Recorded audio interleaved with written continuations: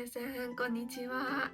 အဲ့တော့ဒီနေ့ပေါ့နော်အခုဗီဒီယိုလေးကကြတော့ဗာလဲဆိုတဲ့အခါကျတော့ QG ရောပေါ့နော်အလုပ်ခေါ်စာတွေကိုကြည့်လိုက်တဲ့ဆိုရင် GQ နဲ့တဲ့တူတွေပေါ့နော်အဲ့နှစ်ခုမတူတာလေးကိုတစ်ချက်ပြောပြပေးမယ်ပေါ့နော်အဲ့တော့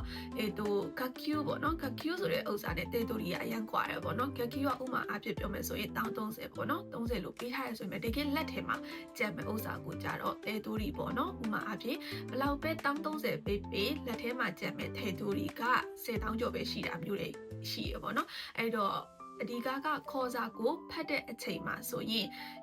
တတိထားရမယ်အချက်ကလေးပေါ့နော်အဲ့ဒါလေးကိုနောက်ပိုင်းကျရင်လည်းအသေးစိတ်ရှင်းပြပေးမယ်ပေါ့နော်ဒါပေမဲ့ဒီနေ့ကကြတော့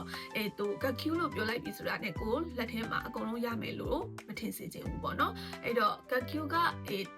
30ဆိုရင်10,000ကျော်ပဲကျန်တယ်လက်သေးတို့ကြီး10,000ကျော်ပဲကျန်တဲ့အလုပ်တွေလည်းရှိရပေါ့နော်အဲ့တော့ဘာဖြစ်လို့အဲ့လောက်တော့ကွာသွားရလဲဆိုတဲ့အခါကျတော့တချို့အလုပ်တွေမှာဆိုရင်ဒီခိုတေးစံကျော်ဆိုတဲ့စံကျော် overtime ချိန်လေးတွေပါနေတယ်အဲ့တော့ကိုကနိုင်40လောက်လုပ်တာတော့မှထပ်ပြီးလာစားမရနိုင်တဲ့အချိန်တွေမျိုးတွေလည်းရှိရပေါ့နော်အဲ့တော့နောက်တစ်ခုကဇေးခင်းလို့ခေါ်တယ်ပေါ့နော်ဇေးခင်းကတော့အလုံးသိမယ်ဇေးခင်းနေနှုတ်ကမယ်ပြီးပြီဆိုရင်ကိုယ့်ရဲ့ရချင်းပေါ့နော်အိမ်လားစားတွေအဆောင်စုလက်အဆောင်ပိုးတွေအဲ့ဒါတွေအကုန်လုံးနှုတ်ပြီးလို့ကျန်တဲ့ပတ်စံကိုပါတဲသူရီလို့ခေါ်တာပေါ့နော်အဲ့တော့ဒီဥစ္စာတွေနဲ့ပတ်သက်ပြီးဒီခိုသိန်းစံကျော်ဘာတွေလဲပေါ့နော်ပြီးတော့ခါကျမီနာရှိစံကျော်ဘာတွေလဲဆိုတဲ့ဥစ္စာကိုတော့နောက်တစ်ဗီဒီယိုလေးမှာထပ်ပြီးတော့မှပြောပြပေးသွားပါမယ်နော်ဒီနေ့ကတော့ဒီလောက်ပါပဲ bye bye